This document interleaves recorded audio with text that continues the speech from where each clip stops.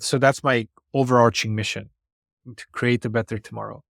Humans might not be in it. I don't want to sound off, to anyone listening, but I don't want to be biased towards one species. I feel that's very egocentric. Anyone that says, "Oh well, what's the betterment of humanity?" I'm like, okay, fine, I understand, but that's a very narrow viewpoint. What's to say that humanity is the way to go? You know, we have proven ourselves historically to be very good at destroying many things, including one another, right? So we're obviously not at the point of consciousness where we can have love in everything we do. Welcome to Changing the Channel with Joe Garner, a show about shifting our individual and collective beliefs on what is possible for the future of humanity. As our understanding of how our reality continues to shift, we are at a point of reunification between science and spirituality. What does the world look like when we break free from the generational trauma that has kept most humans playing small for thousands of years and step into our full power as the co-creators of this reality? I always ask that you keep an open mind with this podcast. Ask yourself what resonates with my truth at this time and what does not. Respect your intuition, but see if you can get through the whole show, because there might be that little nugget buried deep in the conversation that unlocks something for you. Welcome back, everyone, to Changing the Channel. I am joined today by a wonderful human being who has been sharing his gift with the world for many, many years. His name is Robert Indries, and he is a multidimensional businessman who has put together the #1 best time management and productivity strategy of all time. Now, that's a big claim, so I'm excited to get into it with you today. But welcome to the show, Robert. Thanks for joining me. Thank you so much for having me. This is amazing. Yeah, so I think it's important to kind of get your background so people know and understand that. So give us just a little bit of from where it all started to being this, kind of mogul in the business world. Sure. So on my end, I was born into a small town in a developing country. Our family had enough to eat most days, and we were working the land. We were, walking cows. We were feeding chicken. We were, picking apples. We were doing everything that you would do. My mom and dad had very service oriented jobs. My father was a teacher of young children, and my mother was a nurse in the local hospital. So we had, even though they were working a lot, we still enjoyed a lot of love in our family, which I believe is the most important thing you can get as a child and in general as any human being. I never felt poor. I can tell you now, like we never had money for anything, yet I never felt the need to buy anything, right? It's crazy different. Like when I see children nowadays just expecting gifts and expecting so many things from their parents, I'm like, I never remember that. I never remember just asking my parents for so many things. I just remember being happy. I just remember spending time with them. Just remember cleaning the house or doing something around, It was good. And they didn't need to pay me to do that. I just naturally do it. Like if the yard needed sweeping, I would just sweep the yard, right? Why? Because I didn't want my mom to do it. My mom was already coming home tired, right? Barely enough energy to make food. I didn't want her to feel that she needs to sweep the yard. I would do that for her, right? And so on and so forth. Like you just help around the house. And then eventually at one point, I fell in love with engineering. I really, really liked it. Everything that had to do with engineering, with building things. It was just, it was like a fantasy. It was like, oh my God, this is so amazing, so cool. We can build things. I came to learn so many things and I loved every part of it. And so I became a civil engineer by trade. I started one of my first companies is a engineering company. We've built everything from autonomous flying drones to dermatology sensors to anything you could think of in 19 different industries or 200 successful projects completed, right? We really enjoy what we do. And then after that, I realized that I can use my engineering skill sets in engineering businesses, business procedures, filling in gaps in the market, being very fair with contracts, with delivery of services, of products, and so on and so forth. So I naturally levitated towards having multiple businesses. And I then had two, I then had three, I then had four. And the most I've ever had was 10 at the same time. And I've sold a couple in the last 2 years. It was good. Total sale value of those entities was 8 figures. So we were very happy with the exits. And moving further from there, right now there are 8 companies in my portfolio, 3 of which might sell in the next 12 months, and one new one that I want to start that I believe will have an enormous positive impact on society. Talk about, changing the channel, changing consciousness. I really do believe it's going to have a very, very large positive impact on what we focus on as people. And going away from the noise, going away from the drama, and so on and so forth that we see everywhere around the internet and in other outlets. I want to build something that can be utterly different from that perspective, can have a very, very clear focus. So it is just a vision at this point in time. We're in the process of raising investment right now. So far, my businesses have managed to make 7 figures, multiple 7 figures. I passed $1 million when I was 25, and we passed 10 million around 1.5 years ago, more or less. So we're very happy with that. And then if we manage to, the next benchmark is 100 million. So we'll see, if we get there as we pass 10. Obviously, we want to pass 20, 30, and so on and so forth, because from 10 to 100 is quite a big leap. However, that's the end big goal right now. And I don't know if I'll ever make it to billionaire status, because just statistically speaking, the way you need to conduct your life tends to be way less holistic than how I like to live my life, right? I like to spend 1 to 2 hours cuddling with my wife. I like to spend time meditating. I like to spend time working out. I like to spend time, just, I don't know how to say it, like thinking, just literally sitting there and thinking and journaling and so on and so forth. And that helps me in business many, many times.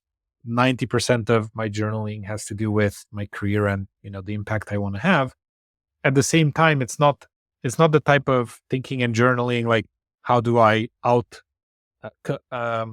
outperform my competitor? How do I do this? How do I take these guys off the market? How do I, whatever. Typically, it's not about that. It's more about, okay, I am put into this position of making this decision, which is the most ethical path to take, right? So that's the type of journaling many times that I do. And, where do I want to take this company so that it stays true to its mission and does not, go in directions that I don't want it to go, right? To make compromise. So that's basically it.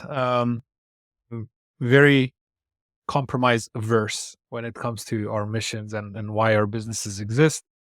This has come at the cost of many millions of dollars thus far. And I don't know if it's 10 million in losses thus far, but I can say it's definitely multiple millions.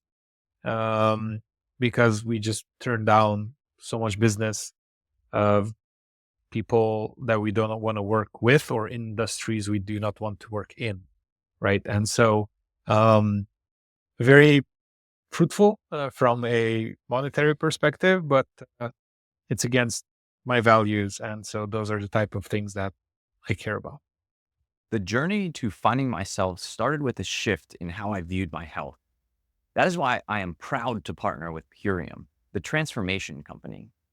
What if you could support your health with a system designed for today's challenges? Purium is more than a supplement company. It's a solution for regenerative health.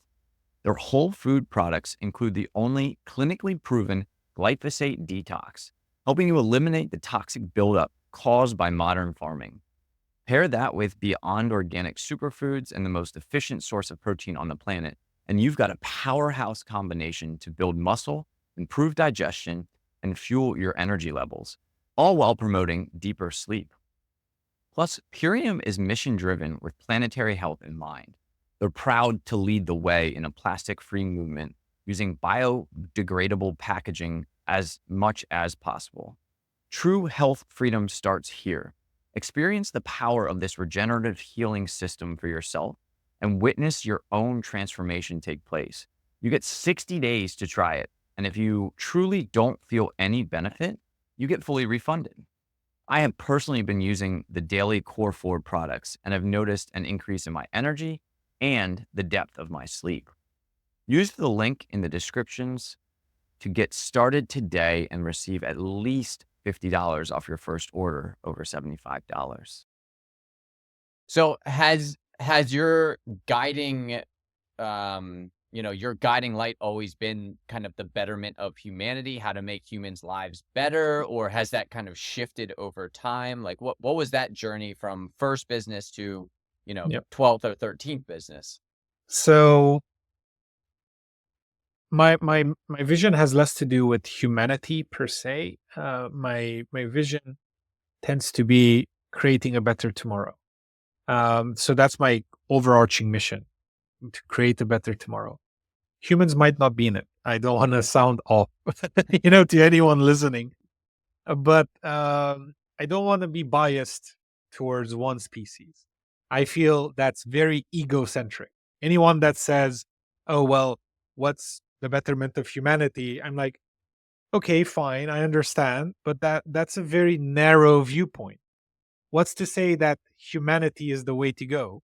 You know, we have proven ourselves historically to be very good at destroying many things, including one another, right? So we're obviously not at the point of consciousness where we can have love in everything we do. Hmm. If we would all be whatever, Gandhis and, Jesuses and, Buddhas and so on and so forth. If we could, and if all leaders could be, what's his name, uh, Marcus Aurelius's, like actually helping Right. and so on and so forth, that would be great. But even if you look at the great Roman Empire, when Marcus Aurelius was leading, he was the last of the 5 great emperors. If you read Meditations, you can see an amazingly humble person, very down to earth, opposed to ego and so on and so forth. Yet he has led military campaigns against other human beings, right? To take over land and to kill other human beings. And so then you put it in perspective, like, oh, okay, well, who am I actually listening to? Am I listening to this guy, that killed maybe, I don't know, back then there weren't that many millions of people, but let's say they killed, Right. tens of thousands or hundreds of thousands of people in their campaigns, whatever.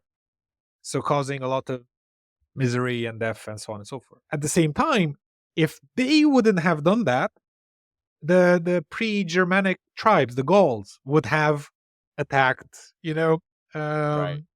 Italy, the Roman Empire, right? And the Persians, the Turks, and so like everyone would have just attacked one another. It's not like you had a choice to not defend yourself somehow. And many times the best form of defense is attack, right? If you look at military philosophy and so on and so forth. So very difficult to look at humans and say, how can I help humans, or humans should always be, the best course of action and so on and so forth. I just believe that if we focus on creating a better tomorrow without ego in everything we do, that means that, let's say, it's better for the families here if they can get access to cheaper soap, let's say, right? That's better for humans. Mhm. But what that means from a business perspective is that now I need to create tens of tons of waste so that you get cheaper soap. That does not create a better tomorrow. right? So I believe what's bad for the bee is bad for the hive. So if I create so much waste, you don't feel it because you have cheap soap. You're happy. It's tomorrow for you specifically as a human being. But now all of the life that has gone through this creek and this, whatever zone where I'm leaving all of this waste is now dying and will Right. never come back, maybe. Who knows? So this is what I pray about. Whenever I pray, I was like, what's the most ethical thing to do? And there's almost no progress without compromise. And so, for example, let's say someone is a researcher and they want to invent a cure for something that doesn't have a cure. Let's say cancer, whatever. Cancer does have cures, and many of them are holistic, like you don't need any medicine or things of that nature. However, let's assume that someone wants to invent a cure for cancer, and then they are trialing it out because they believe they've solved it, they've tested it, they're trialing it out on humans that volunteer, like they're terminal, they're gonna die in 6 months, so they volunteer. So he tests it on them, and some of them die. Now, should the mass media just start hitting this guy or this lady, whatever, for killing other people with their injections? Of course not. Because at the end of the day, what they're trying to do is find a cure for something. And obviously, you need trials. You can't just test on mice all the time. And that also has an ethical, thing. People would argue, like, okay, well, why are you testing on other living organism? Right. But the reality is, you have to. You cannot invent medicine without testing it. Like, you have to test it somehow, right? And so again, there's always this fine line of, are you like, of a great movie? I don't know if you've ever seen it. Is Venom? It's by Marvel. It's whatever superhero. I've seen it many years ago. But basically, the antagonist, the bad guy, is a guy that does a lot of research and has done a lot of good things for humanity and so on and so forth. However, he did it at the cost of people's lives and many bad things he's done. Like, you can watch the movie and you can see the negative side of research, the negative side of those things, like not caring about a soul. And so I don't believe that should be the case. I believe that um, we should be very mindful of the things we do. And it doesn't matter what business you're in, whether you're making soap again, whether you are delivering software or engineering, right? Can I use sustainable materials to build this prototype, right? Etc. Etc. I can come up with so many examples of how we could conduct ourselves and our businesses better, so that we create a better tomorrow, not just for humans, but for everything. Like, just have a holistic view of things. Yeah. And I think a part of that holistic view is realizing that, a better world for humanity is a world that is living. Yes. If Yes. we kill the rest of the world through pollution, through, maximizing profits, through doing Yes. whatever those, whatever we've been doing for the last 50 so years in human course, if we continue down that road and we destroy the planet, then, that's actually worse for humanity than cheap items right now in Yes. the current situation. Exactly. And Yes. just to, this is where I think the evolution of consciousness is happening. It's not necessarily an evolution in consciousness as far as like better understanding anything. It's just an evolution in consciousness in the level that we're viewing our actions. So instead of viewing our actions from the individualistic perspective, or even just the tiny little group perspective, a lot more humans are expanding their perspective out to humanity wide, the entire earth, every living being on the planet. And, there's a couple humans that are expanding that out further into the solar system and out Yes. into, Yes. Exactly. space, and theorizing and trying to understand. I was listening to a conversation with Jeff Bezos a couple of days ago, and he's talking about the ethics of taking humans and moving them over to Mars. And Yeah. it's like, wow, this is like, I'm very happy that somebody is Yeah. thinking about that. Yeah. And, you can talk about Jeff Bezos and what he's created as far as Amazon goes. And I would say he's done a pretty good job of walking that line of not just going down the road of pure profit. He's made it very clear that profitability through Amazon is not anywhere near the number one goal. The goal is to, kind of distribute the benefits of everything that Amazon is doing to as many people as possible. Yeah. That's why they have all Correct. of these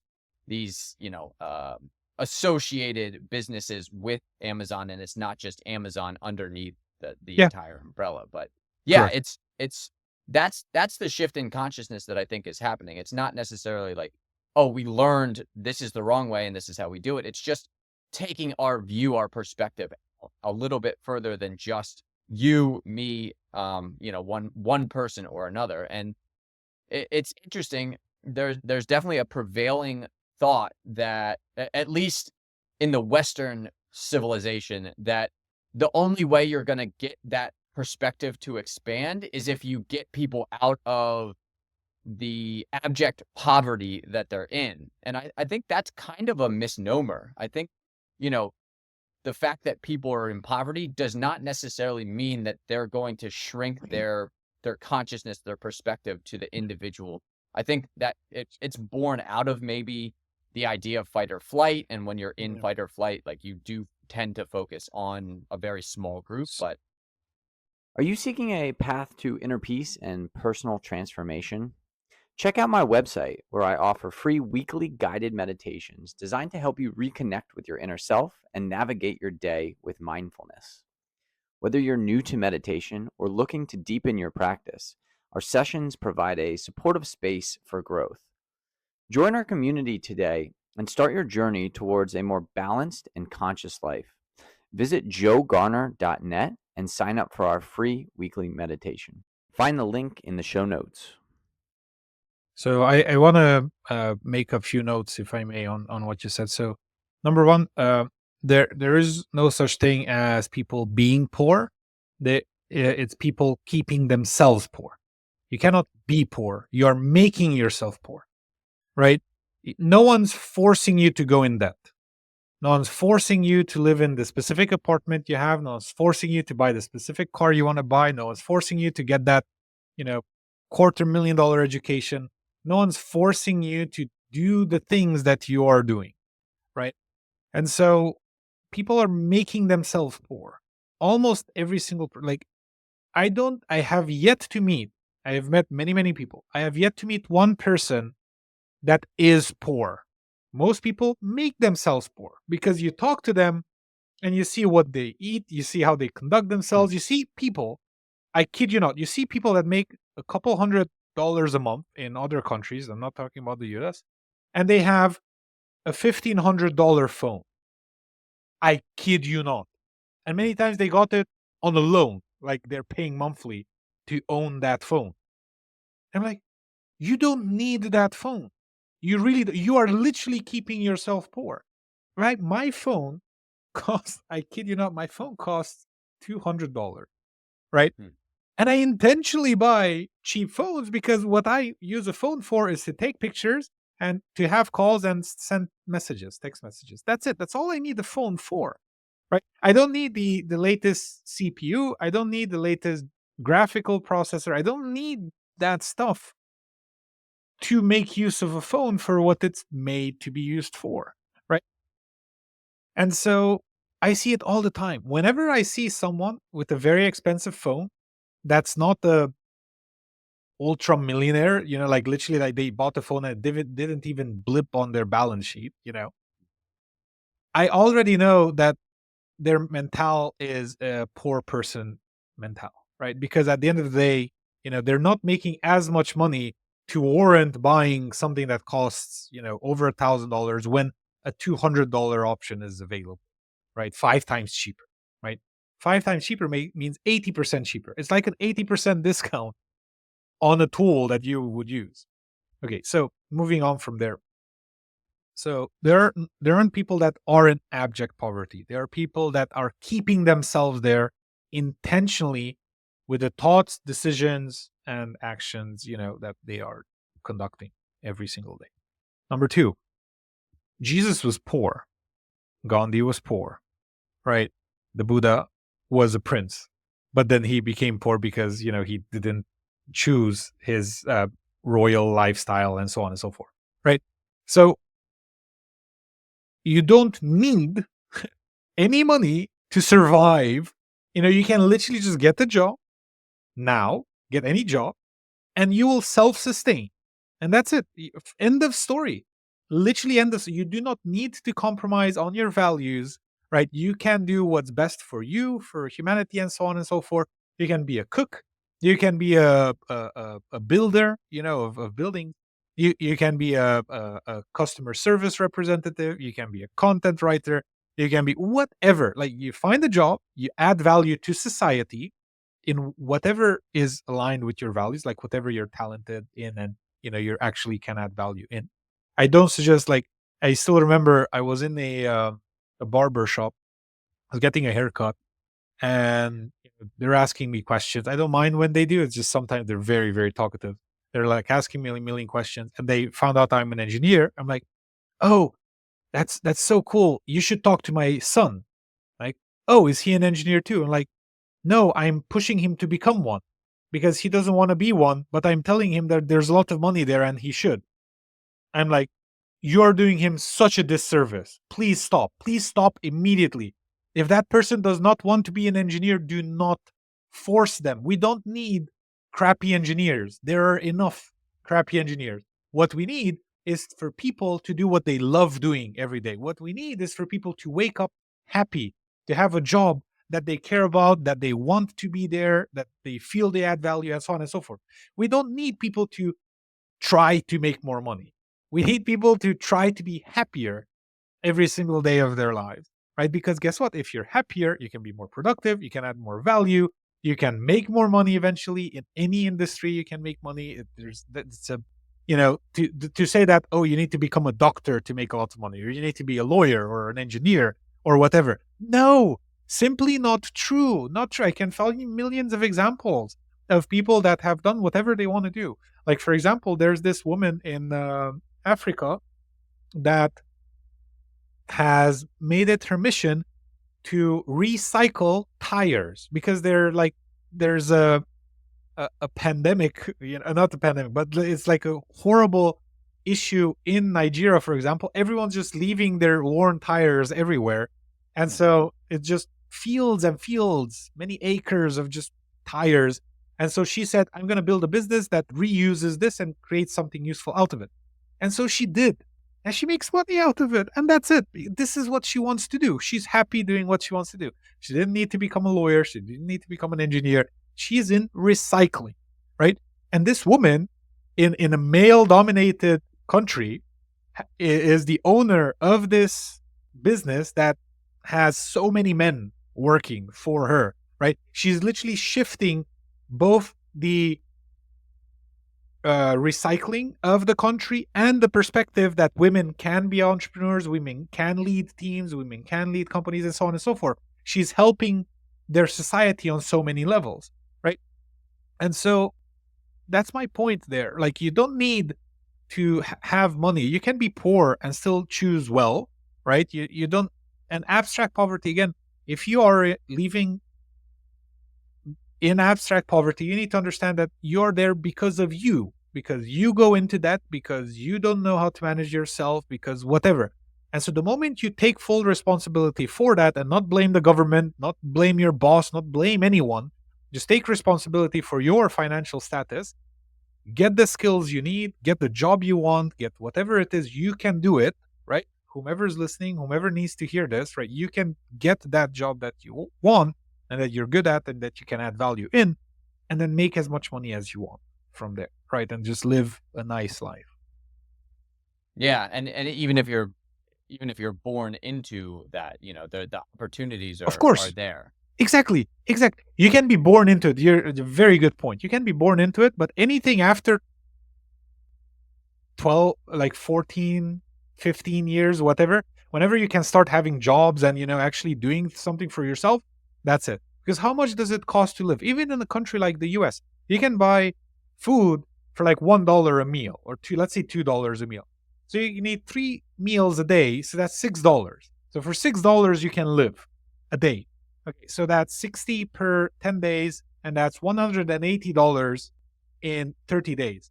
And so let's say you need rent somewhere, and you can find cheap rent like a room, whatever, for a couple $100, right? You can even in the US, you can find a room. You don't need a big house, you don't need an apartment. You can find a room to live in where you can take showers, you can, do whatever there. And so with $500, you can live in the US, right? In many locations. I know anyone that listening to this from LA because they know I need $5,000, whatever.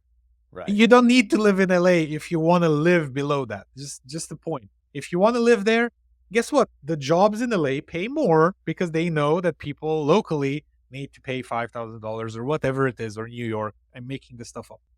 But it's basically always pro rata based on what you need. So you can get yourself out of that. Any person that's 16 years of age or whatever the legal age to work is can get the job above whatever it is their living expenses are, right? And by the way, if you have parents and you get they're working and you bring money into the family, already you grow the status of that family. Just look at Gary Vaynerchuk. He talks about that all the time. How, his father used to make him work, like he would go to school and then work and then go to school and then work. And then guess what? They became millionaires in his 20s. So he literally changed the social status of his family. The guy with the education of his mom, his father, and so on and so forth, right? Obviously, it was a team effort. And now he's worth, I don't know, hundreds of millions of dollars or whatever he's worth. I wouldn't do what he does because he works a lot and, he's always active and so on and so forth. So he's not my inspiration when it comes to how to conduct myself. However, he is an example of someone of a family that was poor, like very, very poor when they came here, and now they're worth hundreds of millions of dollars in 2 generations, right? That's it. So again, you nailed it on the head. There are always opportunities. Any country, any place, doesn't matter. I don't want to undermine anyone's struggles. However, please understand everything's perception, and this is what this show is about. Perception, right? You can perceive yourself as being poor, or you can perceive yourself as powerful enough to take matters into your own hands and change something about your current context. That's it. Exactly. That's changing the channel. That's exactly what it's all about. You're literally changing the neurosynaptic connections within your brain that are telling you that you're not enough, that you're too poor, that you can't afford this, that the government has been up against you and all of this stuff. You literally change those because you're creating that story, and the fundamental truth in existence in the universe is that everything has no meaning. It's fundamentally meaningless. Yes. You get to assign the meaning to everything. And I think Robert's kind of a case in point in, grew up in a lower socioeconomic family, but he became and told the story. He tuned into the frequency of success, of abundance, of, following his passion. I think is probably the biggest takeaway from this is follow your passion. It's not necessarily, oh, I got to be a lawyer, I got to be a doctor. If you're passionless, if you're a passionless lawyer or doctor, you're not doing society any value. You're not creating any value for society. You're just, it's just like if you showed up to McDonald's and were flipping burgers. Like, I doubt that it's somebody's passion. They woke up one morning and they said, I want to go flip burgers at McDonald's. But they do it. You do what you have to do until you can find that passion, until you can get to that point. And then the sky is the limit, essentially. Once you're in that flow of information, once you're in that flow of being who you truly are, and there's metaphysical aspects behind that, tuning into your higher self, tapping into the energy of that future version of yourself that already exists. It exists just within you. Inside of you. Yeah, it exists inside of you. You just tune into that frequency and you become that frequency. Now there's always, there's a period of time where you're in between frequencies and you have to, you'll have a little bit of struggle. You'll go back and forth between the lower and the higher versions of yourself. But if you can get good at that and you have some practice, somebody who's helping you along the way, whether it's a coach, a manager, a business person, a guide, somebody that's in your corner that's helping you see the bright side of everything, that change can happen, and it can happen very quickly. You can call it the bright side. You can also call it, the opportunity in every obstacle, right? Because there is opportunity hidden within every obstacle. So if you have an obstacle like you were turned down for a job, the opportunity is to ask for feedback and become better at, presenting yourself, at getting the skills you actually need, and so on and so forth, right? And there are many sayings, like I want to say two of them. Number one, I don't know who said it, but it sounds something like, we cannot overestimate the insignificance of almost everything. Which goes back to what you said. We cannot overestimate the insignificance of almost everything, right? Nothing has significance. It just doesn't matter.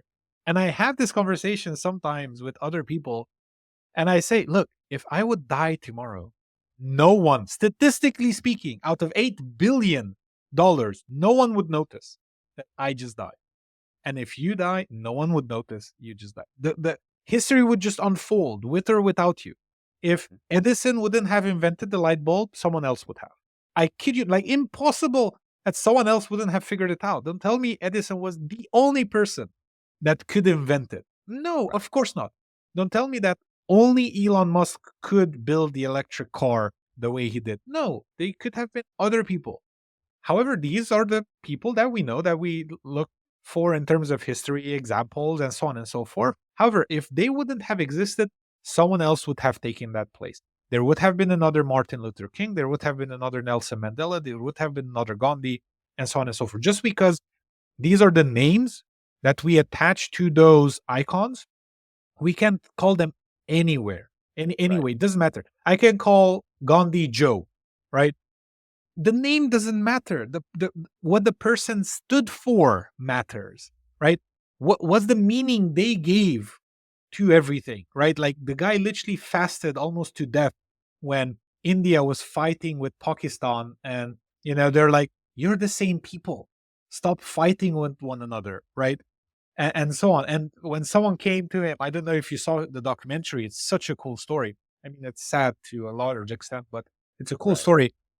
A a Muslim or something. I don't want to make it up, but let's say they're Another religion. another religion than their religion came to him and took and threw bread at Gandhi and showed a pistol at him and said, eat right now, right, or I will shoot you, right? And no one knew what to do, and he is like, why? He's like, I'm fasting because I want the fighting to stop. And the guy's like, the fighting will not stop because of the injustice. And it's like, what injustice happened to you? And they're like, the opposite faction, whatever the opposite religion, killed my son, right? My 5-year-old son, whatever. And he said, okay, the loving response to that is now you should go to the opposite faction to find an orphan that their parents were killed within the same war and adopt them as your child so that you show love and understanding and compassion, because you lost a child and they lost a father or parent or both parents. So now you can adopt them, and now you find one another and you can love one another, even though both of you got injustice. You lost a child and they lost their parents. Neither is fair, and both are because of the same issue, for which I am now fasting to tell you guys to please stop, because neither side is fair. No side of war is fair. It doesn't matter, right? Etc. etc. etc. Right? So great stories, great morals, in there. And the last quote I'll leave you with, and then I'll give it back to you, is Gandhi said, "An eye for an eye, and the entire world goes blind." And I just love that. Whenever someone does wrong unto me, Jesus says, show the other cheek, right? Gandhi says, an eye for an eye, and the entire world goes blind. The only answer is love. The only answer is love, understanding, asking, why did you hit me? Why did you feel the need to do that? Well, because you insulted me. Why did you feel insulted? Because you said this, this, this. Okay, I'm very sorry you felt insulted, etc., etc. Just answer with peace, right? And this might sound weird to someone that are living in war-torn countries where like logic and love are not a day-to-day occurrence, right? Common sense is not common because people just hit one another, or injustices are happening all the time. However, fighting fire with fire will just make more fire. Yeah. That's it. That's it. Yeah, yeah, beautiful. The one thing that comes up for me, everybody that you mentioned, Edison, Einstein, Martin Luther King, one thing that I think a lot of people don't realize is that, and they speak about this usually more esoterically, kind of behind the scenes, but they were tuned in to a higher power. They all talk about it in their biographies, especially Einstein. He says that essentially we are souls in a human meat sack, that are, we're the essence of God. We're the experiential arm Yes. of God. That's what humanity is. That's what Yes. humans are. And humans are that bridge between the etheric world, the unseen world, the spiritual world, and the physical world. We are the apparatus that can see into that other world, the other aspects of the world. We have the clairs. We have the ability to telepathically communicate with outside individuals, beings that exist in different dimensions, different realities, different places, and then bring that information down here. And that's what Einstein and Max Planck and all of these great individuals that you named, they were Yeah. tapped into that power. And the reason Right. that they were the first ones who did it was because of that access to that higher power. Like you said, somebody else would have done it. The universe is Yes. guiding us always and forever. So Correct. somebody would have come in and put that in here. But it just happened to be that person. And from an egoic standpoint, we like to put them up on pedestals. Oh, this person did this person did that. And it's like, Yeah. actually, no. No, they're renting the body. They're Exactly. renting the knowledge, the wisdom, the insights, right? And they just used it, right, in their Yeah. lifetime. And they had the foresight to see what that, to take knowledge and make it into wisdom. So they took the information and made it into a product that was able to be Yeah. distributed. And I don't think it was Edison's goal to become a billionaire or to be, the electric company of New York Yes. and the greater New York area. But that's when humans kind of Exactly. Yes. humans Yes. take that and they move it forward and they continue down. But yeah, One final point I want to mention there is, if you read the Bible, or whatever, if you believe in Christianity, I'm an engineer, so I just take ones and zeros, right? It's either true or false, true or false. Everything is true or false. So says that God is in everything. He is in everything, literally. Okay, all the time, everywhere, in everything. What that means logically is that you are God and I am God, because God is in every single cell of my body. That's what it says in the Bible, and that's what's accepted to be true. So I am God, not from an ego perspective, from a I can talk to him, I am him, and so I can be the hand of God to do right, to do justice, to do everything I can to create. God is creation. So we are meant to create more, to be more, to learn more, right? We will never be happy stagnating. We will always be happy creating. Creation is what creates happiness. Creating more love, creating more abundance, creating more wealth, creating anything, like just creating, being of value. This is what it means to, be tapped into godly powers, right? And if you look at anything in nature, it goes through the same exact principles, right? What a little bird is doing is they're trying to create more little birds, right? So that their family grow and, their chances of survival are higher, and so on and so forth.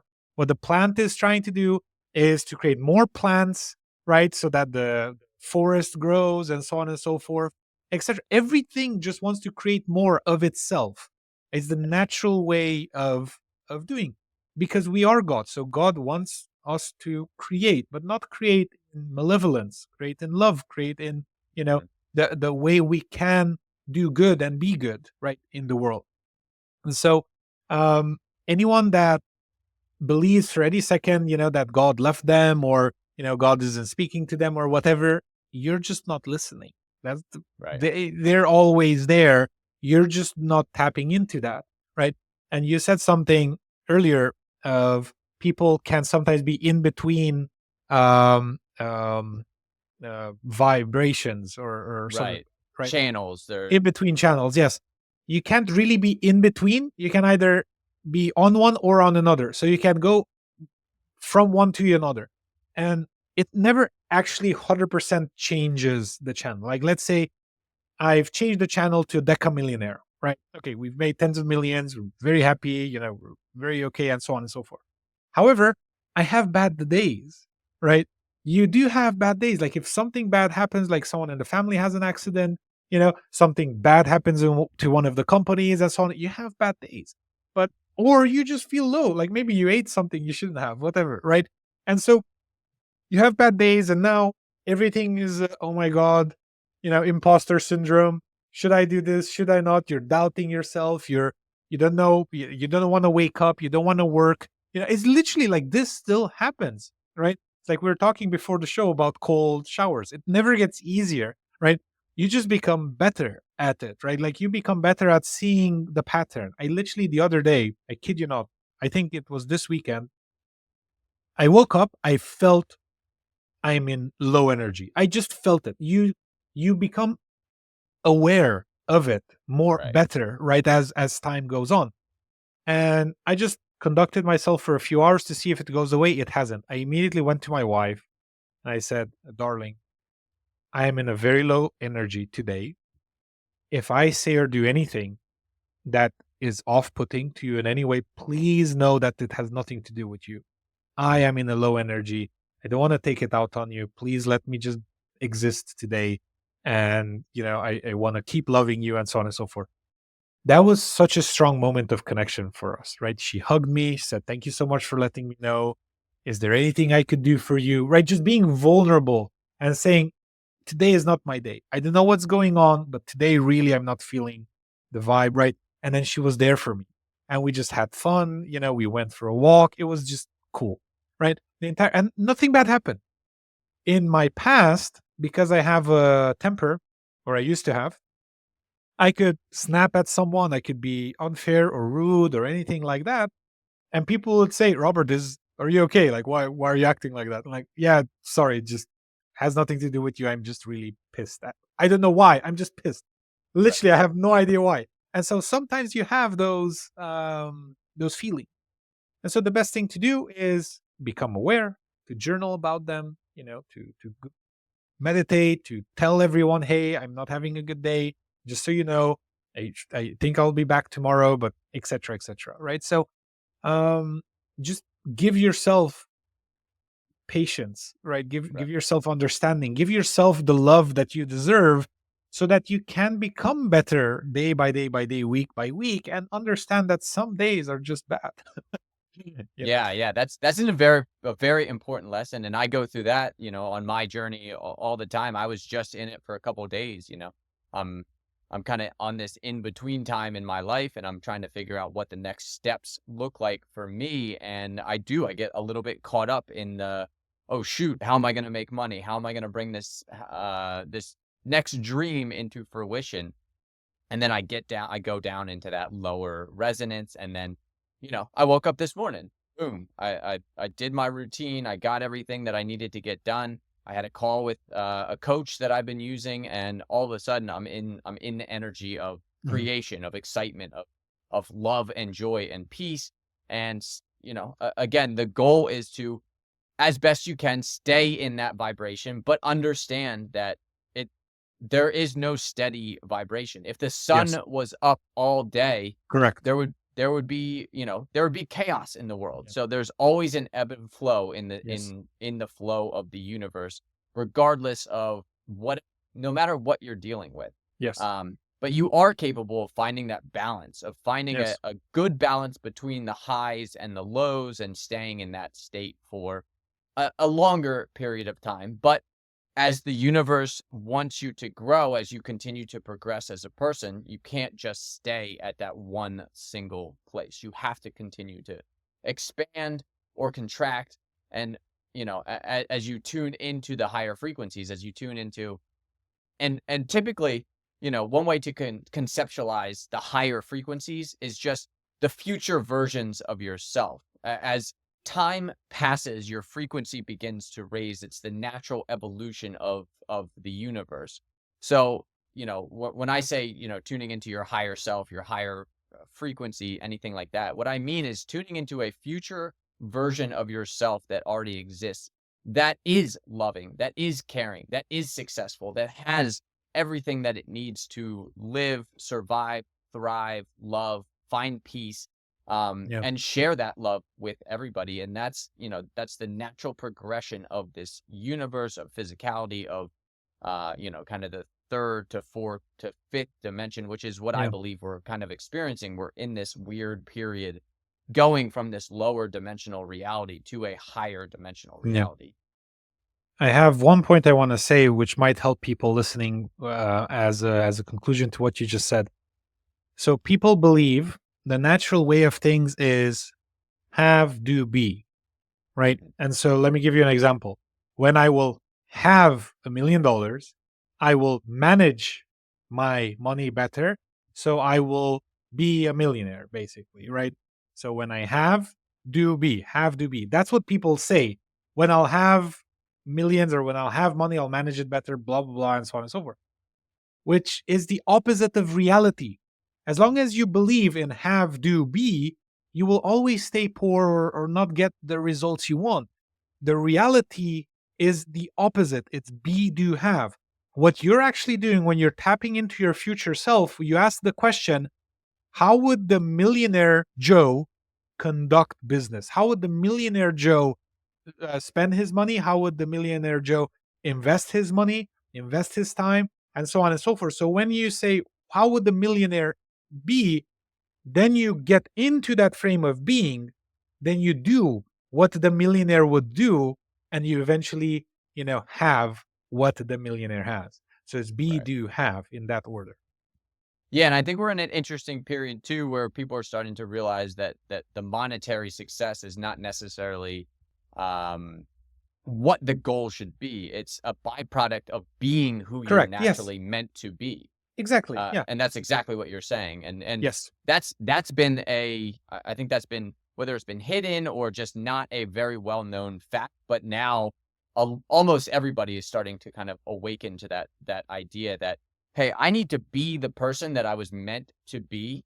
And if you don't take the time, and I'd love to ask you real quick, like what your spiritual regimen, like what you do, but if you don't take that time to sit down and listen to the whispers of who you're meant to be, why you're here, like what is your purpose on the planet in this physical existence, then you're not going to be that person who attracts all the abundance, all the money, all the success, all the love, all the joy Yeah. that they want in their life. So a couple things here. Number one, with regards to the purpose, that's a very dangerous word because people delay doing things because they say, I don't know what to do. I don't have a purpose. I don't have a life's mission yet, and blah, blah, blah. Those are just excuses to procrastinate. I want to be very clear with everyone. Sorry to burst your bubble. If you're not doing what your instinct is telling you you should be doing because you're not sure, or you have, whatever, haven't defined your life mission and purpose yet, those are just excuses.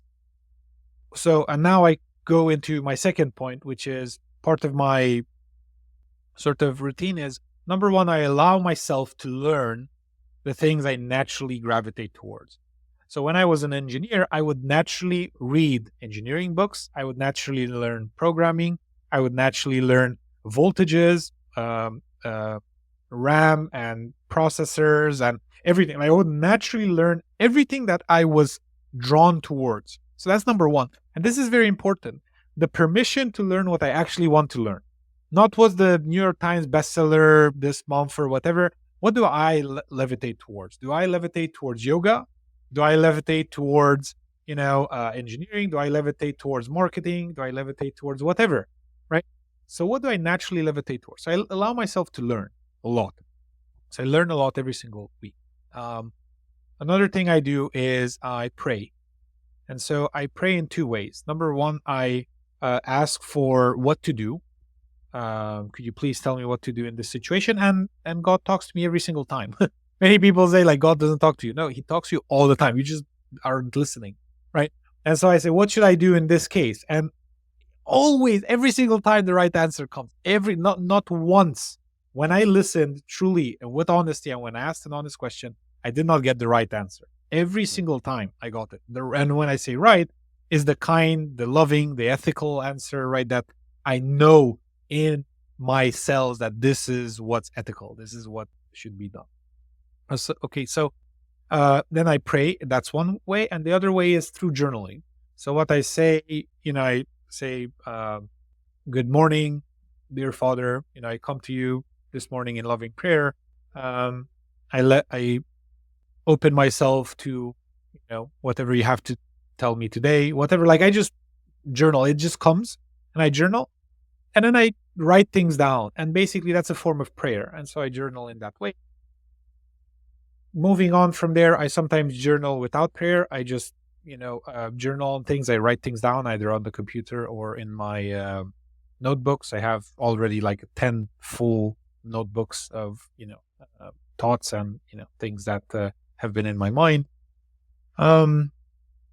And something else that's very critical, I believe, is exercise, because the mind and the body work together. If you have a sick body, the mind is very hard for it to operate at top performance, right? If you're always sick, if you're always tired, if you're always sleepy, if you're always lethargic, whatever, it's hard for you to operate at your best and feel the best and have the vibration of, a Greek demigod. It's just hard if you're not there physically. And so workouts for me are a time of unwinding. I do not listen to anything. I don't listen to podcasts. I don't listen to books. I don't do what many people do during those times. What I do is when I'm working out, I'm working out. I'm either hitting the gym or I'm doing my resistance bands, whatever I'm doing, right? It's a workout, and I'm just fully engaged in the workout. That's what I'm doing. And many times ideas spring up and then I write them down, no problem. But they just naturally come to me, those ideas. It's not like I'm working or listening to something and so on. So I'm unwinding. I'm giving my brain a time to relax, because I'm using it all day at 100% capacity, or as far as I am aware I can use it. And then I need a break, right? So I take a break. I work out, or I engage in some form of exercise multiple times a day, whether that's walks, whether that's the gym, whether that's, whatever else it is, right? I do that. And then also I have long cuddling sessions with my wife, which help me a lot because I connect with her, right? As I feel her warmth, right? We hug, we just love one another. And so that's something that I feel connects me closer to God, or to the higher vibration, because I feel so much love, just so much love when during those times when, we just hug, whether that's in the morning when we wake up, midday when we have a midday nap, or in the evening, right? Snuggling before going to bed, and so on and so forth. So that's another way in which I do that. Yeah, that's a powerful regimen. That's, that's what when I'm working with my clients, that's typically what I'm teaching, find that space of, I call it meditation, prayer. It's the same pretty much principle there. Correct. Automatic journaling, which is just writing down your thoughts that come through. Take the filter of the ego of everything else off and just allow yourself to write. And, again, the mind and the body are connected intricately. And it's cool to see the science finally catching up and really starting to preach that when your gut biome is off, you're not thinking the same way that you would be thinking if your gut biome was working properly. Yes. If your heart isn't beating properly, your brain, and again, there's three brains in the human system. There's the thinking brain, the heart brain, the gut brain. Like you have to have all three of those working in unison. And that's kind of the idea behind the chakra system. Like you have to align the chakra system. It's just aligning all of the nervous system so that you are functioning at the highest level that you possibly can. Love it. Yes. So it's powerful. So Robert, this has been wonderful. We're drawing to a close here. If anybody wants to get a little bit more information on you, your products, anything that you're offering, where can they go? Sure. They can learn as much as they want about me from my fullname.com, so robertindries.com. And if they have any specific questions, if I can help them in any way, either grow their business, grow in their career, whatever it is that they want, I have a team of full-time assistants that filter through all of my comms. However, if they email me at robertindries.com and they mention either your name or your podcast name or anything like that, I promise to reply personally. Awesome. I really appreciate that. And this has been a wonderful conversation, always expansive. So thank you for your perspective, and I wish you the best in the coming weeks. Thank you, Joe. You as well. Thank you again for listening to Changing the Channel with Joe Garner. If you enjoyed the show, please follow the podcast, hit the bell to know when a new show comes out, share with a friend, and rate us on whatever platform you're tuning in from. It helps get these messages out to more people to create the collective shift in reality we are here to experience. Make sure you interact with the Q&A and poll sections of the show so I can continue to provide content you enjoy. Finally, check out my website in the show notes to become a VIP of Changing the Channel and join the shift that is happening.